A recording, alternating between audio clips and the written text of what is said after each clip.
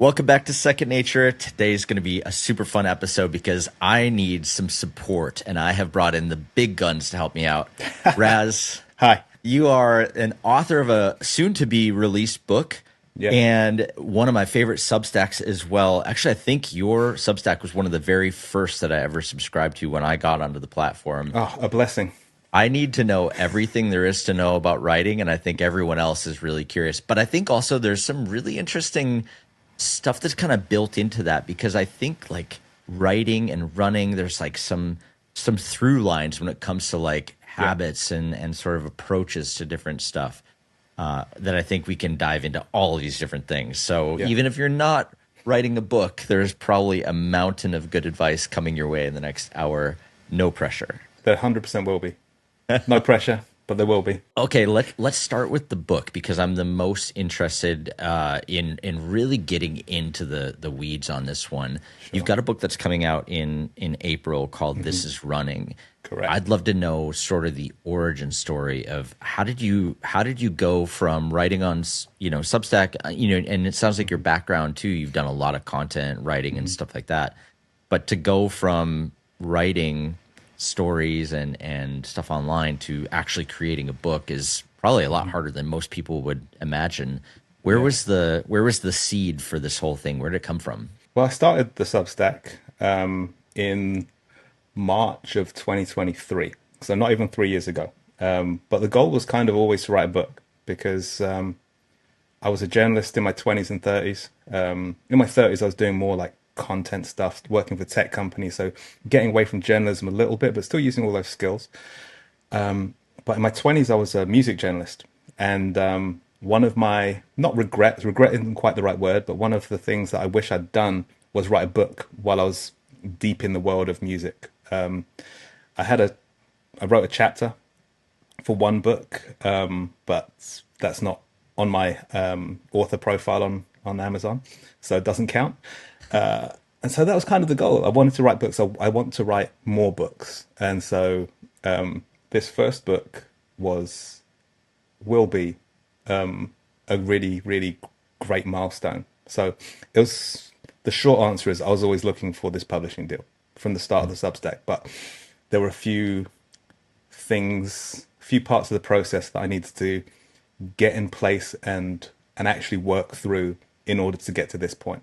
Do you think having that Substack kind of got, I mean, not that you probably needed reps at that point, but do you think it kind of built you up to a certain point? Did it make it easier to actually, when it was time to start assembling the book, did you feel like you just had momentum, like the Substack built the momentum for you more than anything? Or how do you think Yeah. about sort of how you began that process? On the Substack, I write a long form story every week, a profile of somebody in the running world that I think is moving the conversation, moving the needle one way, whichever direction that is in, that I appreciate, and I do, and I say it's the equivalent of a 3 page magazine article. That because my background in magazine journalism, so that's how I position it in my own head. But I look at those, and I've been more consistent on the Running Sucks newsletter than I have with anything else ever in my life, and I think that's really important. I've used it as a sandbox for my ideas, for how I structure my work, how I talk about my work, everything. So it's been 3 years of practice to get to this point.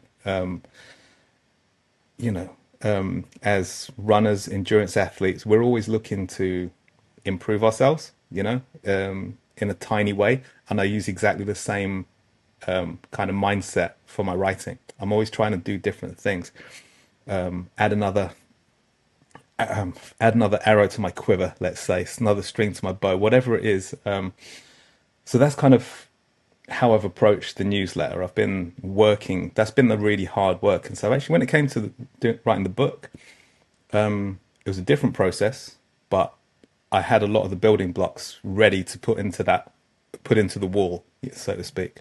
Let's talk a little bit about how you got the book deal in the first place, because there's Sure. obviously you could self-publish a book, you Yes. could put it on online for all to read, and in fact some of my favorite books actually started out like that, and then it got so much traction they had to publish a Yeah. version. I think Andy Weir had a couple books like that. Yeah. I thought about that, but for me, the holy grail was being accepted by a publisher, by having a publisher invest in me to like to have something worth investing in, basically. So my next thought was which publisher, and I looked around at a couple. There's one in the UK that does they do trail running books and whatnot, and I was like, I can fit into that world very easily. They just running books in general, but it wasn't quite the right fit for various reasons. And I had it in my head that this I wanted this book to be a really beautiful artifact, really tangible, tactile, a good looking thing to own. Because all of my work with a newsletter just lives online. You know, it's very much who cares about the one from 3 weeks ago. You know, it's all about what's happening today, tomorrow, rather. And this book, I want it to live forever. So again, adding another piece of the puzzle to my career. I've got all this breadth of content online, but then I want something to live on people's coffee tables, and so that's how I thought about the publisher. So I found one, Batsford. They're based in London, a historic publisher, and the important thing was they make beautiful looking books. Like you have a look on their website, and every single book is like, wow, it looks great. I want to own this. This would look fantastic in my bookcase. And then so I approached them in the spring of 2024. They'd never published a book about running before, so I was like, "This is a real cold call. This is, let's see if they're interested." At that point, I built the newsletter up to about 2,000 subscribers. Nothing less than that, even I think. But I took a punt, and I was like, I really like how your books look and feel, and I've got these ideas about a running book, and obviously I got no reply, so standard. But then 4 months later, they got back in touch in the summer and said, "Hey, here's an idea for a book about running." I was like, "Cool, let's do it." And it wasn't far away from the ideas that I'd sent them. They'd just they'd given it the editor's eye and the publisher's eye, and so they said this book will work. And I was like, "Let's do it." So here we are. I want to understand a little bit more about how the process started. Did you send them an email with like 600 million people are runners around the world, and here's the stats, and here's this, and did you just go like full force on the thing, or were you just like, "Hey, I've got an idea. Here's the idea. I'd love to write it with you guys." Like, what was the original approach to sort of getting your foot in the door? And you must have done something right too if they came back to you, after considering it too. I gave them a short sell, just one line about how we're in a running boom. There's 50% more runners. Trail running's, even larger than that, faster growing than that, rather than total numbers. Because I feel like growth percentages are more attractive in terms of these kind of things. Because we all know runners run, but the fact that the sport is growing so fast, that I think that's more attractive. So yeah, it was more that. I didn't go too hard on it, no, but it worked. So I'm not. Yeah, it must have stuck in their mind too for them to sort of come back around. And it's interesting too that back and forth with the editor and with the publishing team to say like, how do they know that it's going to work, or why is this the way forward versus the idea that you came? You're obviously incredibly credible within the sport of running. You are a runner. Like, who are these guys to know? I mean, did you feel a little bit of pushback on that of like, wait, but I'm the writer, I'm the runner. Like, how do you know? Yeah. I really love working with people. I love working with people who are really good at what they do. And I looked at it from that perspective, that they know how a book sells. And I want this book to be read by everybody, not just runners. Like every type of runner can read it, but I also think that non-runners can appreciate my work. They do. Like most of my friends, IRL, are not runners, but they do read my newsletter and they say, "Wow, that was actually really interesting." I was like, "Cool, good, that's what I want." But then also runners read it, and they're like, that was really cool, that was really interesting. That's also what I want. And so if these if the team at Batsford are reading what I'm saying and not quite getting it, then it needs to be slightly broader, and it Yeah. needs to be slightly broader. And so that's what this book is.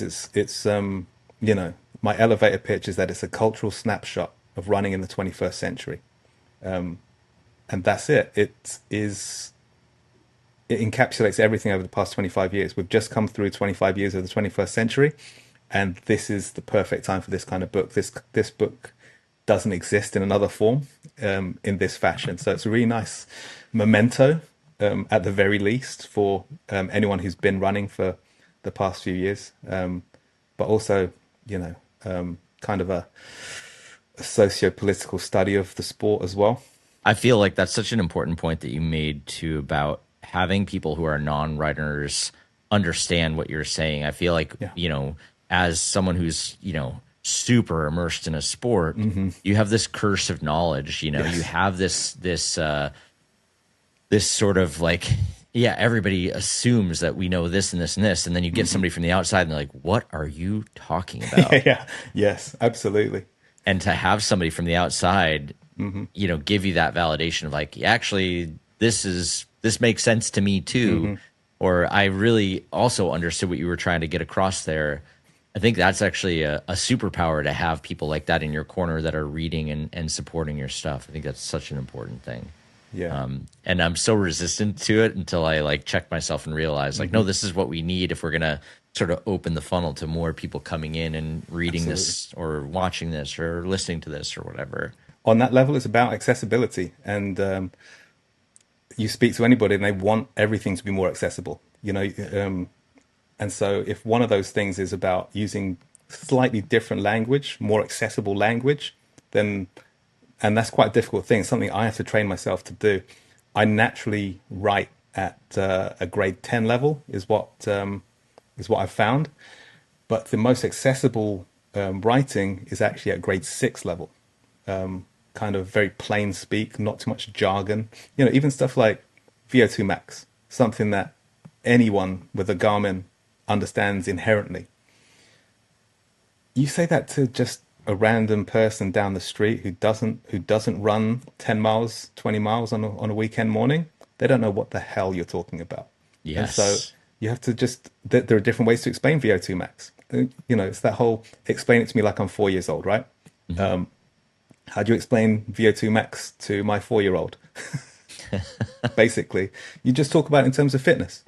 Yeah. That's it. So then you can go on to say that's called VO2 max, and then the reader walks away from that feeling like they've learned something, which is the ultimate goal. You get this email back from the publisher. They're excited about writing this book, which you're completely aligned with taking the approach that they want to go. What's the next step in this process? So Yeah. we've made contact, there's interest, there's excitement. Then what? We outline the chapters, we outline the topics that I'll be writing about, and then think about how the book will look. There are 100 photographs in my book. That was something that was really important to me. I wanted to, I wanted the total package. Sure, I wanted to look great on a coffee table, but I wanted to be something you can pick up from that coffee table and sit there and read as well. I've got 100 coffee table books that are just for looking at. Just, oh, look, here's a beautiful book about 100 atomic bomb explosions by the US government in the 1930s and 40s. Fantastic book. I love it. But it maybe doesn't have that much depth. I'm not learning too much from that page after page. This one, it's got what 35,000 words in it. It's a short book in that regard. Like a novel might be 60,000, 90,000 words, but it's still enough to sit down and read. There are probably 20 plus essays in. I should count that. There are 24 essays in there to read. And so you think about it that way. You can read an essay a day from it, and it'll take a month to read. Very easy, very comfortable. In this, everyone's trying to read more books, right? So this is a really nice bite-sized way of reading it. I wanted to talk about the control or lack of control that you may have had in this process because you wanted to have these like amazing images to Yes. accompany the articles or the stories in there. Yeah. How did you maintain a level of control to make sure that maybe the photographer you liked got their photo in there, Yeah. or that, because that part there is the part I have the biggest question of, like, I Yeah. can write the words, but I want to Yeah. also make sure that I have enough control Uh-huh. that you don't like decide that you're going to put AI images all over this book Oh or yeah. something like that, There's you know? zero AI in this book. It's absolutely a labor of human effort. Yeah. The First of all, I trust my editor. Rebecca's fantastic, and she understood. Like, I worked with her through like the planning of the structure of the book, and so I trusted her. Like, this is the first time we worked together, so there's obviously that little bit of questioning every step. But as soon as I saw that she was thinking correctly about every step, that trust grows. And so when she says, "I'm going to go away for let's reconvene in a month. I'll have all the images on the in the layout." Cool, do that, and then I'll have my notes and say this isn't quite right or this is fantastic. But also, you know, over the past however many years, I've made all these friends, photographers, and some of them are the absolute best in the business. And I'm like, hey, I've got this book. I'd love to have your photos in there. Everyone was paid. So this is I got to imprint my idea of what running looks like through those photographers. People like Dave Hashim in New York. Like, I love his photos of the New York run crew scene. And oh God, what's his name? David Miller. He's a British photographer. Won a British Photography Award for his capturing of Jasmine Paris on the finish line of the Barclays. And I've got that photo as a double page spread in my book. Like, what a privilege.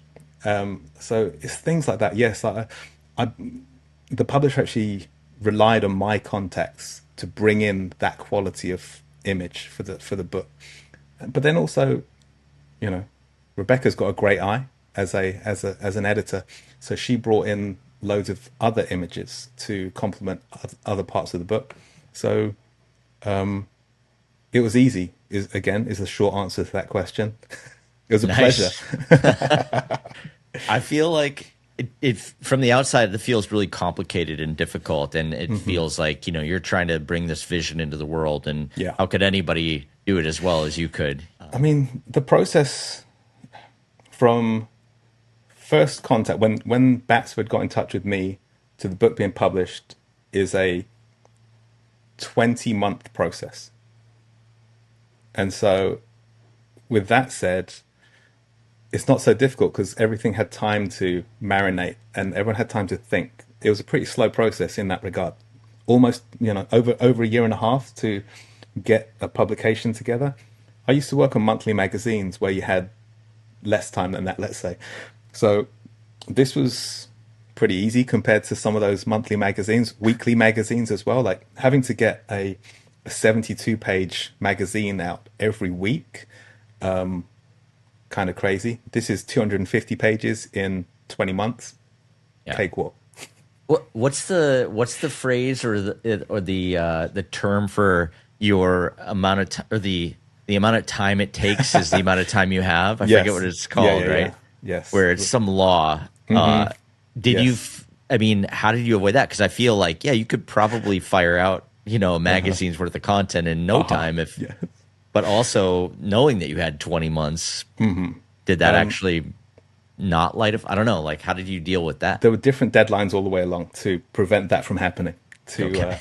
to prevent any bottlenecking of my efforts. They were checking back in. Ultimately, the writing process itself was pretty. They left me alone to be pretty autonomous in writing the thing. But they were checking back in with their various things. Organizing photographers and thinking about marketing plans and whatnot. I think when did I hand this in? Last June, July, and then the editing and layout process took another 3 months. So and during that editing and the layout process, there were still some more edits and additions that were made in terms of the words. So it was frantic at times, but ultimately not so bad. I had a pretty short deadline in terms of from signing the contract to handing the final manuscript in was a bit rushed because we wanted to get it out in time for Boston and London marathons. So they came back and said, "Could you actually do it 2 months faster?" Oh gosh. I'm like, you only gave me 5 months in the first place. So I did it in 60% of the time that I originally thought, which kind of, to your point, did sharpen the blade a little Yeah. bit. Okay, this is where I need your help because Yeah, shoot. I signed a contract to write a book about mountain biking. Woo. It's super in line with what I do. I do tutorial style Hmm. content on YouTube and Instagram and everywhere else. Yeah. And they want me to make sort of a how-to mountain biking book. I signed off on the chapters. I signed the publishing deal. I locked in on the whole thing, Yeah. and I have deadlines. And in fact, my first deadline, I have two chapters due by the end of February. You and I Hmm. are recording this like mid-January. Yeah. I every time I sit down in front of my laptop, I realize I have something else that I also need to do that's sort of more urgent. Yes. Like, oh, actually, I need to make sure that, the Second Yeah. Nature show notes for this Friday's episode are done. I better do that Hmm. first. And so I keep like going around in circles, and I'm having a really hard time sort of locking in on Yes. just getting even the first chapter put in Uh-huh. place.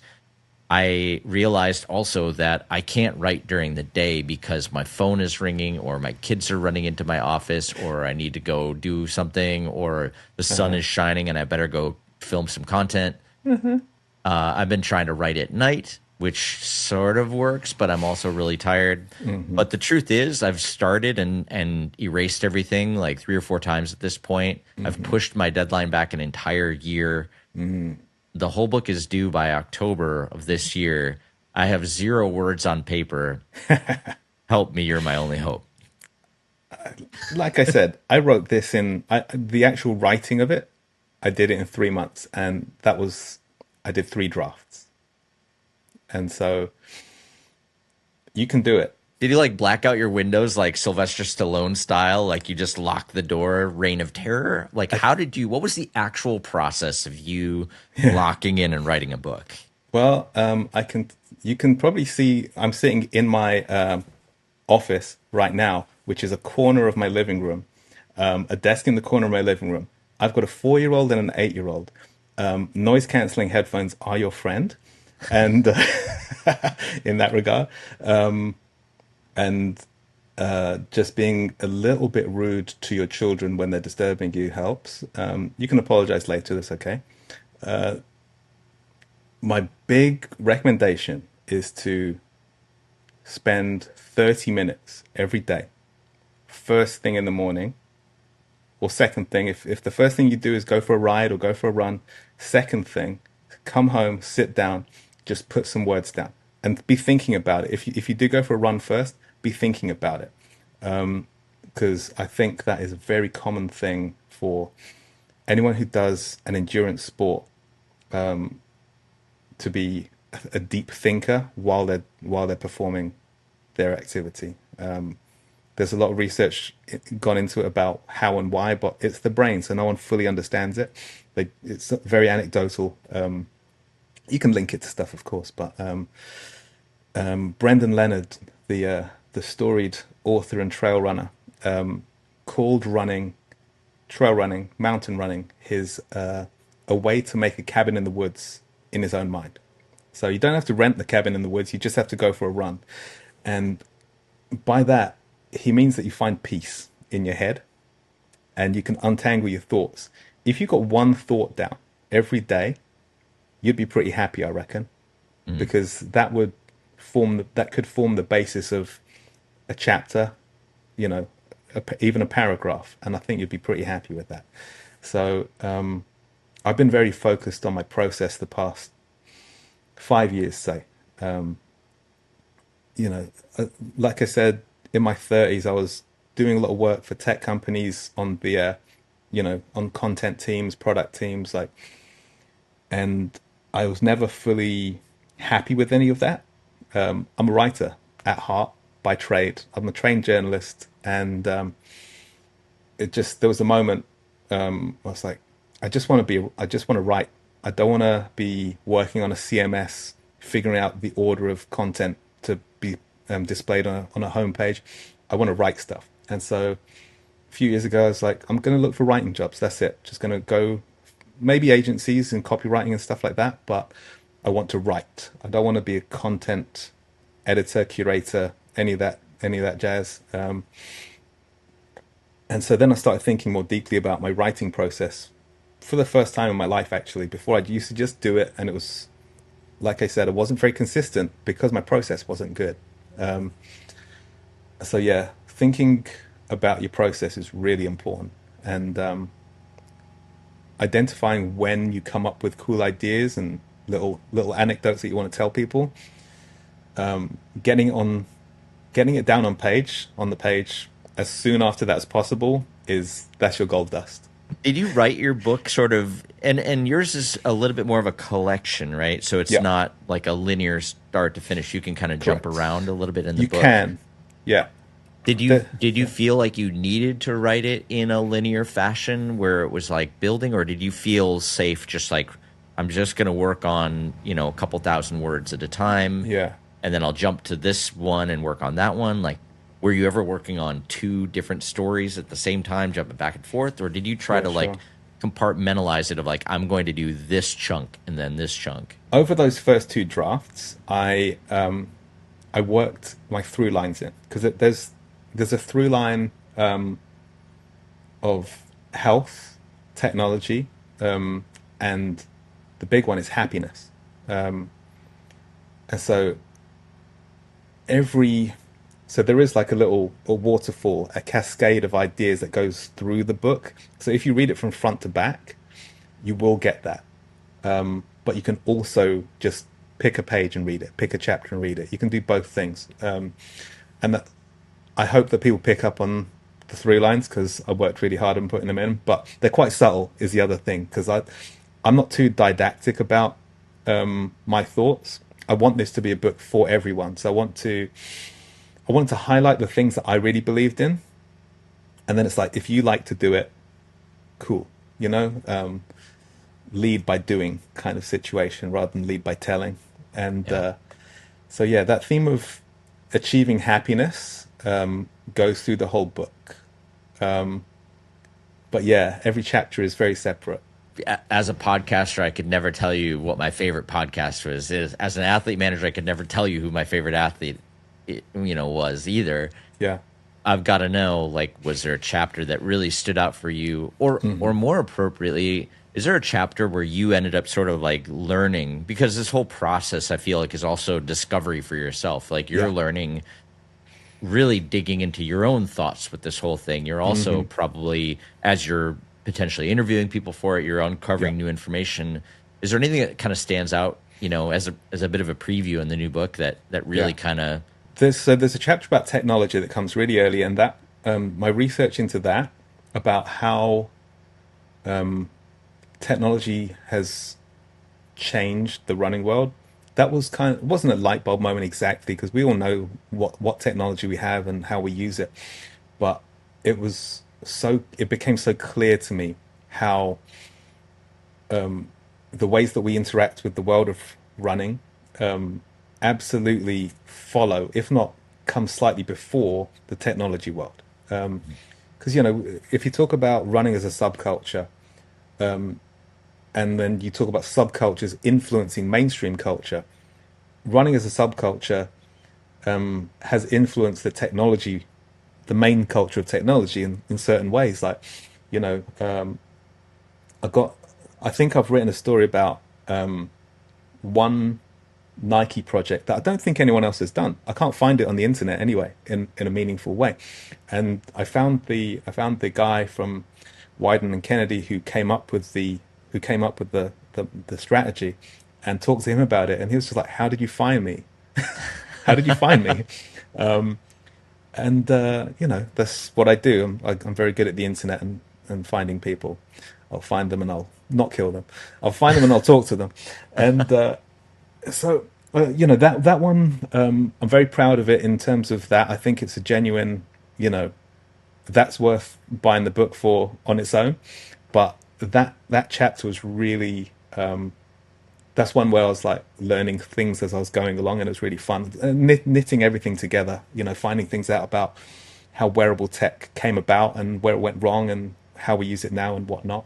You know, wearable tech is a hot button topic, of course. Interesting. Yeah, I feel like this learning process as you go about it, and you know, I was reading something the other day where they were saying like, you know, using all these AI things to get the answers quickly Yeah. robs you of the ability of, you know, like when you read a book, you sit with it for a week, Yes. and it's more about just getting the information. It's spending a week wrestling with the topics Yeah. and stories in the book, and really like being with yourself and your thoughts and going through that. And you get the information, sure, but you get a lot of other sort of Yes. you know, stuff that comes along with it, whereas if you just get the answer. And so I feel like writing a book is a similar thing of like, Yes. it's you get a book in the end, but the stuff that you also kind of pick up along the way is even more maybe important than having, you 100%. know. Yeah, I mean, like in terms of if we're talking about AI and trying to relate it to something, I always talk about it in terms of weightlifting. You know, if you are lifting weights in the gym, you're trying to build muscle. That's your primary goal, not to lift the barbell.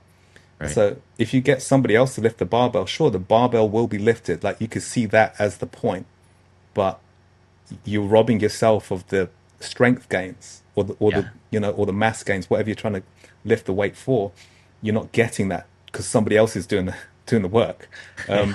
You can set it up. You can bring the other person to the gym with you. You can set out the strategy. We're going to lift this 200-pound barbell, but if somebody else is doing the heavy lifting, you're not benefiting. And it's the Yeah. same with AI. Like the increasing numbers of studies about how it's, you know, if you think about your brain as a muscle, that muscle is wasting away because people are using AI for everything. Yeah. And yeah, like writing this book, I feel sharper. I feel like I'm able to speak confidently on every topic of running. Now it's you know, I might be wrong about that, but that's how I feel. Clearly, like the amount of articles that you were able to put out on Substack while also writing this book. I mean, I feel Yeah. like you're extremely sharp. I yeah, I genuinely feel like this is the, you know, I'm 42 years old and this is the best I've been at anything. How did you decide what went into the book and what went on the Substack? Because the quality of the stuff that you write on Substack is really Yeah. high too, and there's some really interesting stuff here that I could see like, well, Yeah. that'd be worth putting in a book or Yeah, expanding sure. even more on or whatever. Like, what was sort of your go no go on, Yeah. you know, the stuff you wanted to include, or what landed on Substack instead? Yeah, right. Well, Substack's my only outlet for writing about running, actually. I've never written for Runner's World or Like the Wind or anything. So this book, Simon, come on, man, no, where you at? it's it's coming, let's say. But you know, this book is my first byline in the world of running, which is physical byline in the world of running, which is an insane thing to say. But I'm also really proud of that. So the Substack, yeah, it's. I would say the Substack is kind of my first draft. So a lot of it's unpolished. A lot of it, I'll write something and I'll get feedback and maybe retune my thoughts on something. So you can get a lot of the vague ideas from the Substack, but and I've used several parts of, you know, several articles to knit together a better essay in the book. And that was really fun as well to like think about a few things that I've written and think about how they all fit together because those long pieces I write on a Thursday, that's a single person with, and I'm talking about a single thing. And so I'm fitting all of those ideas into a bigger, you know, going from the weeds, let's say, and the book is kind of top level, 30,000 foot view. So the book is a much more complete idea. But yeah, but yeah, the Substack is my sandbox, and I love it. 2023 feels like pretty early in terms of discovering and jumping onto Substack. Sure. How did you find it? Like, I mean, there's a bunch of different places that you could have started publishing, but what was sort of what was your thought process when you published the first Yeah. one? Like, where did you think it was going to go, and why did you end up there? I knew about Substack. I'd been a Substack user for a few years already. Chuck Palahniuk, author of Fight Club, etc.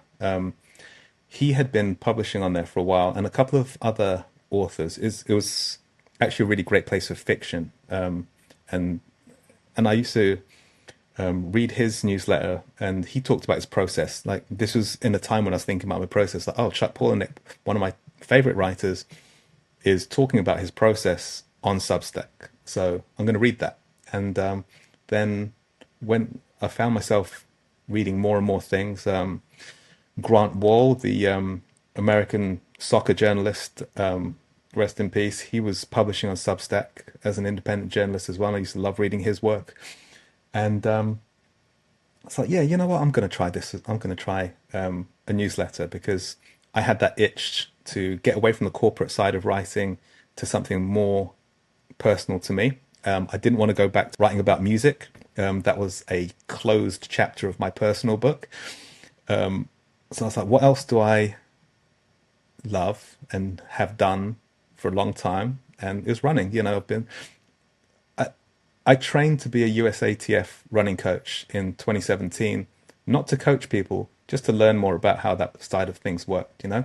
So I have that kind of theoretical knowledge, but then I have the knowledge in practice. So I was like, let's do this. I wanted to write, I wanted to speak to interesting people. And I knew that that the running world had interesting people in abundance. So I really just wanted to tell stories and practice my writing in that world, like being a journalist again.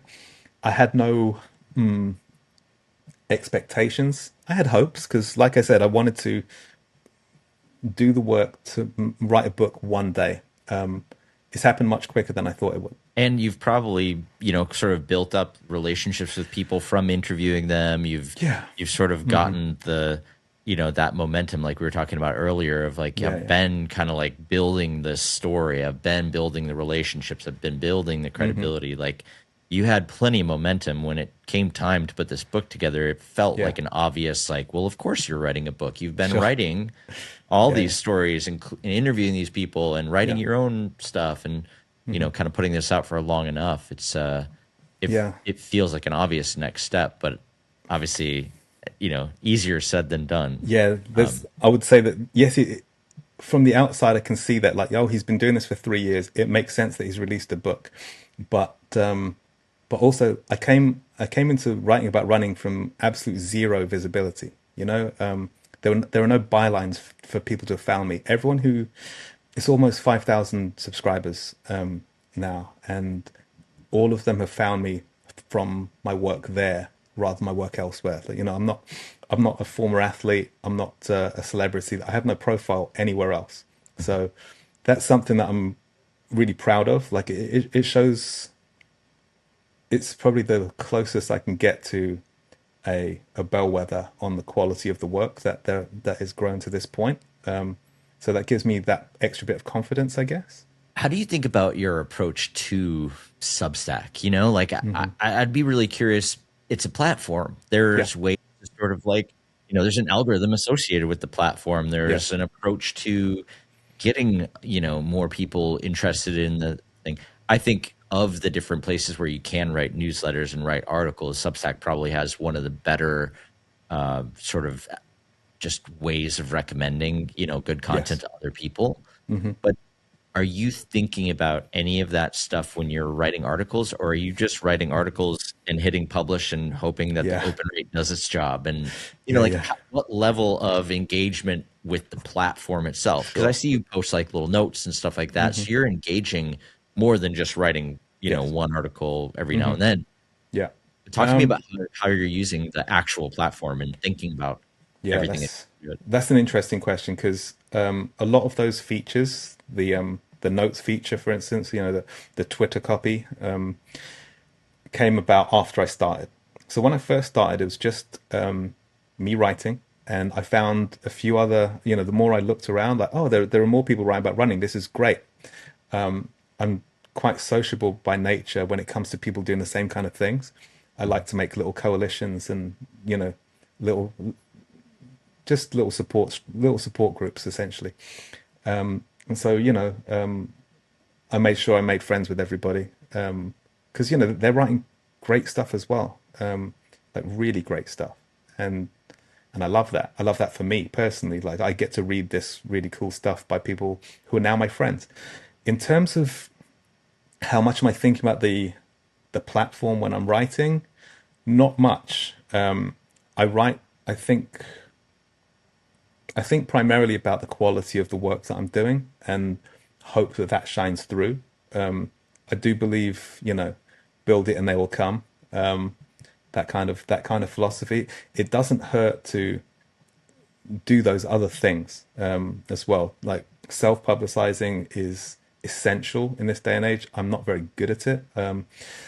You know, I don't use Instagram well enough. I just hit 3,000 followers on Instagram. Woohoo! I'll get myself a cake. And but Instagram users are not coming over to Substack in their droves. Instagram is an image-based platform, and so that's where I post my photos.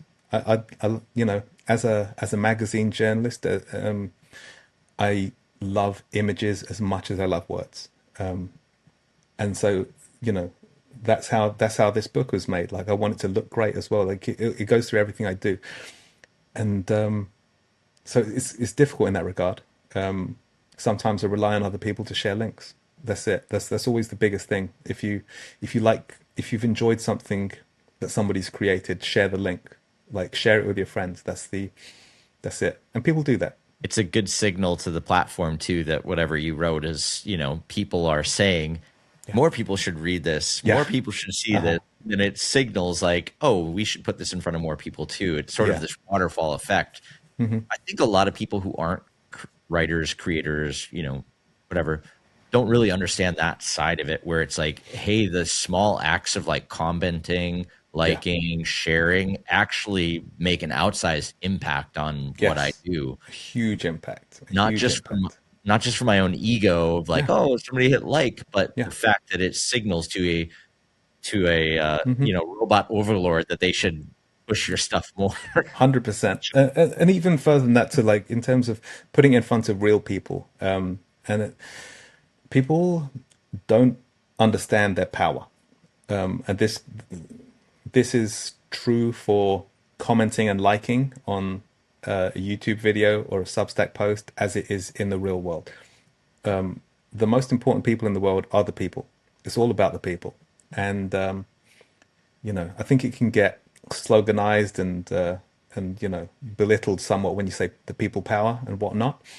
But I believe in it, and if I've got 3,000 people reading something, if 1% of them interact, that's 30 people interacting, which is about how much it is. But imagine if 2% did. It's not a huge amount of people, but that is that's how things accelerate. Yeah. And so that little bit of effort just to click the love heart, that's it. It Yeah. it costs nothing. But if you've been following a writer, videographer, photographer, whatever, and you like their work, they're not becoming millionaires off this. So just help them out. That's it. I was listening to a podcast maybe a year or so ago, and it was it was like two podcasters interviewing each other, and they were saying how when you go get a coffee, you Yeah. think nothing of hitting the 10, 15, 20% button on the thing to Yeah. give that person a couple bucks for pouring you a coffee, which took them all of 15 seconds. Yeah. Meanwhile, we're out here producing hour-long podcasts or Hmm. writing these articles that would have been 3 pages in a magazine, Yeah. and like just the free act of hitting the heart or writing, I read this, or I watched this, I listened to this, Yeah. or leaving a review or a comment on or a, like a 5-star rating on a podcast or whatever is like a bridge too far. Yes. Meanwhile, like you wouldn't think twice about actually even giving money to someone who did like a menial act of labor for you. 100%. It's kind of wild. Think of me like your local barista, and I'd be just fine. I'm curious that because I know you have like a paid option for your Sure. Substack. Hmm. Do you feel extra pressure to create like another layer Hmm. of paid content? Dylan and I talk about this all the time, and I'm like, I don't want Yeah. to do extra work Yes. to get paid. I want to get paid to do the work that I'm doing first. 100%. How do you feel about, like what goes on the paid side of things? Do I Hmm. need to offer something more for those people? Like, how do you how do you handle that? I found it was taking over an outsized proportion of my thoughts. It's fully voluntary. It's fully voluntary. And I've thought about this a lot. Sabrina Little, she wrote The Examined Run, wonderful book, and in it she talks about running as a way of being a better person and how being a better person can make you a better runner. I think the fundamental flaw in that is that people aren't willing to be a great person without incentive. And so if they can read my stuff for free, they feel no incentive to pay me for it. And and I'm not having a face-to-face conversation with them to say, "Hey, why aren't you paying me for the work I'm doing that you're enjoying every single week?" And so there's no uncomfortable conversation. I read just earlier, Simon Freeman, Like the Wind, reposted something about 2026 being the year of friction.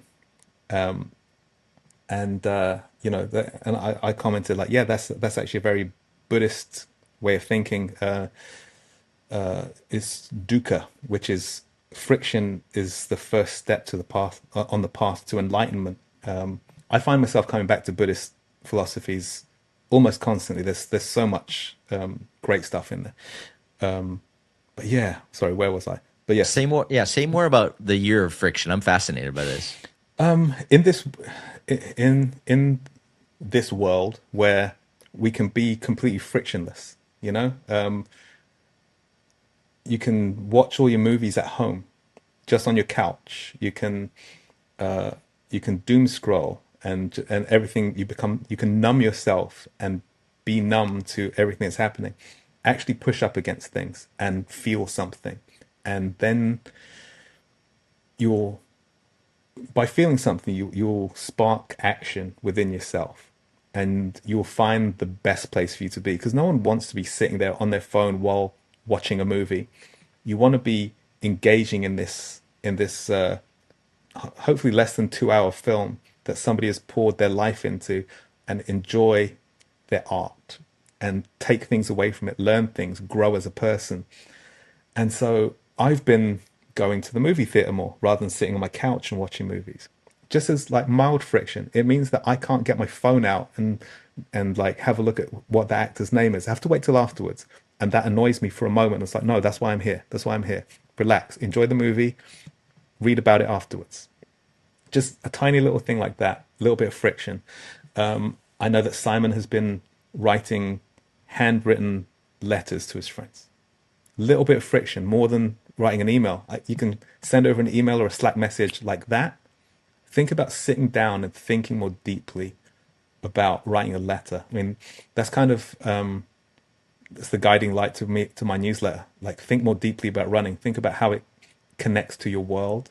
Think about how you can be happier through running. That's the book. So, bit of extra friction goes a long way. I like that. It feels extremely intentional, which I think Yes, is driving a lot of stuff. we Yeah. all want to meditate, do mindfulness, be intentional. Those are three buzzwords over the past decade or so. 2026 is the year that we actually do it. Well, I think 2026 is the year that we might actually understand how to do it, because those words are kind of big and scary. Like, it takes a lot of understanding, but it can just be go to the movie theater. Don't like turn your phone off for 2 hours. Lots of people are getting, the Brick app for their phone and whatnot. One of the easiest ways to get offline is to read a book.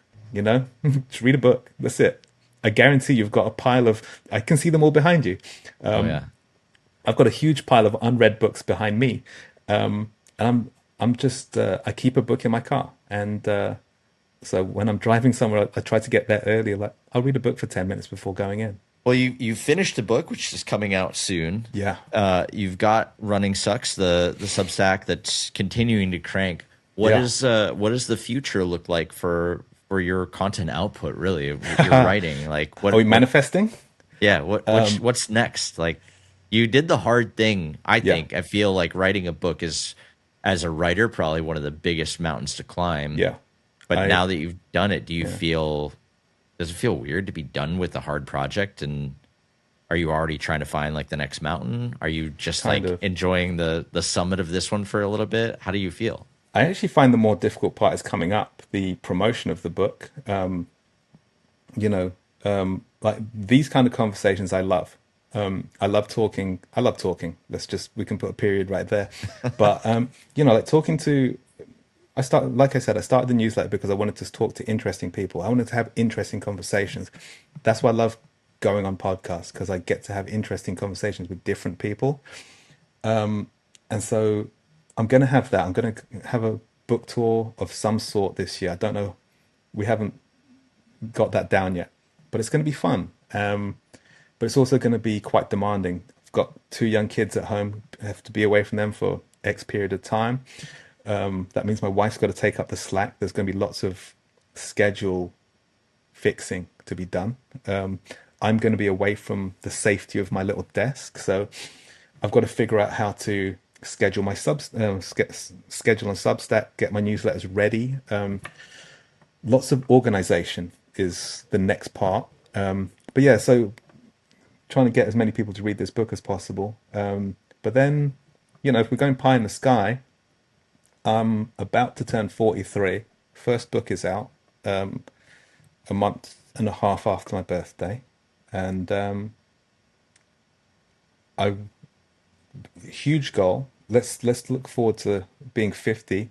I would love to have 5 books. Let's say 3 books. I'd love to have 3 books with my name on the spine by the time I'm 50. Be a serial author. But that involves a modicum of success for this book, of course, but also that I've got enough ideas to write more books, which I think I do, but there's always going to be somebody telling me that I don't.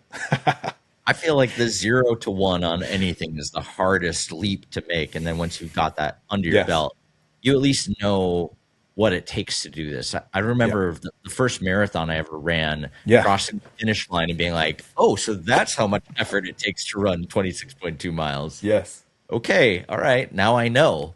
It's like, I But don't know if you then, can see it, but no, you can't really. But that's the book. That's the there book. it It's a is. it's a nice little thing. But yeah, when I held this in my hands just before the end of last year, I was like, this is outrageous. I actually have written a book, and so yeah, I don't think it's gonna. We'll talk again if and when my second book comes out, but I don't think that's gonna get old. So yeah, that's the next goal. I'm gonna keep doing the work on the newsletter. That's my daily practice, and it really is that. We all talk about doing, you know, flexibility work every day. We do that, right? As men of a certain age, and this is kind of the flexibility work for my brain, I suppose. But yeah, just keep doing that work and see what happens. I'm in awe. And honestly, like I'm at the beginning of my journey as writing a book, and I can't wait to be, kind of sitting where you're sitting. And like, Yeah, I'm not sure even how long it's going to take or what this process is going to be. I have no idea what's ahead of me other than sort of what you just kind of illuminated for me. And so I'm at the very beginning of this journey, trying to just put that first word down, trying to Yeah. gather those first thoughts, that gold dust that's going to eventually form into a chapter and then a chapter on that. And, Hmm. I got to just start stacking bricks basically That's over it. the next couple months. Once like just get something down. Just when I was feeling stuck, first draft, I was talking a lot. I was in New York and I kept meeting my friends who I hadn't seen for however many years. Hadn't been to New York for over a decade at that point, so it was really nice. And they were asking that question. So, what's the book about? And that's when I kind of had to hone that elevator pitch and think about it a bit more deeply. And that really helped. Just talking about what you wanted it to be. That was great. But then, you know, when they asked, "What does that mean?" Same thing with the publisher. I was like, I need to make this better, and that helped my process no end. And then I just started just throwing ideas down, and then it was like a jigsaw puzzle. The first draft. I feel like I'm even more excited to actually start digging in. I feel like I have sort of like the next step to just start my process and get this thing going. And there may be a few like messages in your Slack channel coming soon of just Absolutely. whatever. But I do actually feel like I got some really useful advice here, and Great. I'm just feeling like overall better about it. And Should I I have feel like charged a consultancy fee? yeah, we'll work that out offline. I do feel like there's a lot of people that are listening to this that probably have a book in them or have always wanted to write a book. And I Yes. feel like listening to you kind of talk about it sort of demystified the process a little bit Yeah. of like reaching out to a publisher that you respect with an idea of what you want to do, Yeah. being open and working together to pull this thing into reality, and then just chipping away at it. You had something on your Instagram recently where it was like kind of just like top line advice of, start small, find purpose, get Yeah. organized, little and often, stay curious. I'm going to link that one in the show notes too. And I just feel like there's some really good advice that you Hmm. kind of like put out here that I feel like the idea of writing a book is a really big Hmm. undertaking, but also I feel like everybody sort of in the back of their minds has that like I want to write a book. I've got a book in me. I want to tell this Yeah. story, or I want to share this knowledge. I want to do this, and I just feel like you kind of demystified it for a lot of people just now. Well, that list from Instagram also based on a bunch of Zen Buddhist principles, and so like I said, I do keep coming back to it. I'm not a religious person at all. My parents were Muslim-ish. I went to a Church of England Christian school. Most of my friends were Jewish or Hindu, so you know I'm nothing or everything depending on how you look at it. So, but yeah, like. I think somehow the Buddhists got it completely right, and they don't get enough credit for it, in my opinion. So, We usually end every episode with a segment called BPC, which is yeah, brand product content. And since you're the guest, I'm going to let you go first. I have been reading a book for the second time in a matter of months. I very rarely reread books this quickly. It's The Running Ground by Nicholas Thompson, the CEO of The Atlantic. I think he's like a 50 mile record American record holder for his age group. Many caveats there, but whatever. He's a wonderful man, and his book is amazing. It's about running, and it's not about running, but the way he writes is beautiful. What he writes about is from the heart. It's about his relationship with his father. It's about his relationship with the running. It's about his relationship with the world. It's all through the lens of running. It's wonderful. I recommend it to everybody. He was just on Jonathan Levitt's podcast Yeah. recently. I'm going to link that one in there too, because I think Yes. you get a little bit more depth in addition to the book. That's cool. You're on your second go through. That's a good sign for sure. Again, like we're talking about the language, he writes so beautifully. It's a real talent. That's something that I've been working on hard to write as beautifully as that. I can know as many things as you want. I can have had as much experience as you want, but being able to write so poetically, but also with like the level of strength that he does is outstanding. All right, I've got two BPCs. One of them is actually, they're both content related. So I've got this right here. This is called Paperclip. This is our buddy Abe put this just absolutely beautiful magazine together. It's all about cycling around the world. I contributed an article from a trip to China, but there are some incredible stories of places, literally in the places that maybe you wouldn't expect that there would be bike articles coming from, and the photography in here is amazing. The writing in here is amazing. The design of the book is amazing. Just really cool. This is the first issue that he just put together, and I don't know. I feel like a lot of the stories that we see in the cycling world specifically are pretty based in just Europe or in the US, maybe Canada. But this one actually goes way beyond it, and it just uncovers way more stuff. And just really appreciate that. Like, everybody rides bikes, and there's so many cool things to explore. And I feel like I'm in this era right now of trying to uncover and explore as much of the world as I possibly can. And this one hit just perfect for me. So the Paperclip. I have another BPC. This one's a little different, but you were talking about authors. One of my favorite authors is Ryan Holiday, and I was listening to him on another podcast, and he had kind of this throwaway line about why he was in Greece this past summer. He went to Greece with his kids and spent a bunch of time there. And as a parent of a 9 and 11-year-old, and I know you've got young kids too, he mentioned the reason why they went to Greece is because his youngest kid listens to this kids podcast called Greeking Out. Yeah. I don't know if you've heard of this. Oh my gosh. We did the same thing last summer. I had never heard of this podcast before. It's a Nat Geo podcast. Nat Geo for kids. Mm-hmm. They go through all these Greek myths. My kids are addicted to this podcast, and to be honest, so am I. I think Greeking Out is maybe the greatest podcast ever made. See you in Greece this summer? I think it's happening. We're on the season where they go through the Odyssey, and they just like take these Greek myths and give it kind of a kid's twist.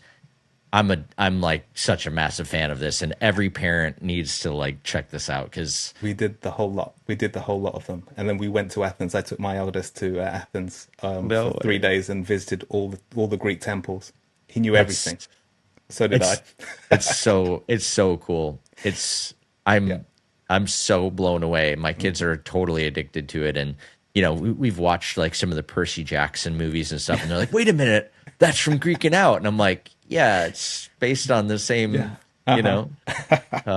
What's really wild, though, is like, you know, we were talking earlier about how there's like nuance and there's stuff that you assume that everybody knows. Mm-hmm. My son was listening to the episode about the Trojan horse. And, you know, everybody knows about, Trojan horse, blah, blah, blah.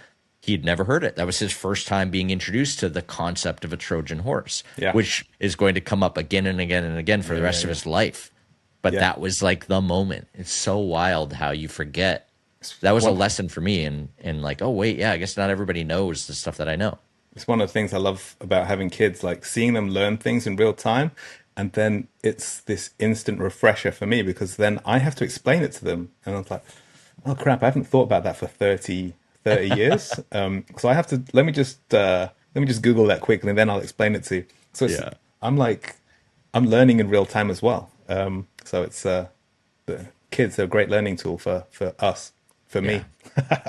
Thank you so much for coming onto the pod. This was such a fun one. And I personally have been looking forward to this for a long time. And I took a lot away from it. So I'm sure our audience did as well. But we'll put a link to the book where people can pre-order it in the show notes and in the newsletter and pretty much everywhere where you can find this podcast. Congratulations on finishing up, and an early congratulations on the official release. But thank you. I'm fired up for you. Early congratulations to you for starting writing your book. I'll keep you posted. Thanks so much for having me. It was a real pleasure.